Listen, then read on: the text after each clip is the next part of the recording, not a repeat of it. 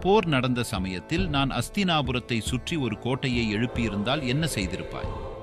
துரோணாச்சாரியார் மறைவுக்குப் பின் அசுவத்தாமனை சேனாதிபதியாக்கியிருந்தால் என்ன செய்திருப்பாய்?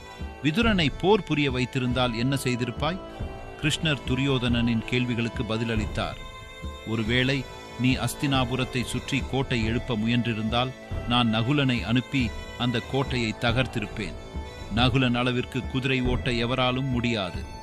மழை பெய்யும் போது ஒரு துளி விழுந்து அடுத்த துளி விழுவதற்குள் நனையாமல் நகரும் அளவிற்கு வேகமாய் குதிரை ஓட்டும் திறன் படைத்தவன் நகுலன். ஒருவேளை அசுவத்தாமன் சேனாதிபதியாக நியமிக்கப்பட்டிருந்தால் நான் தர்மரை கோபப்பட வைத்திருப்பேன்.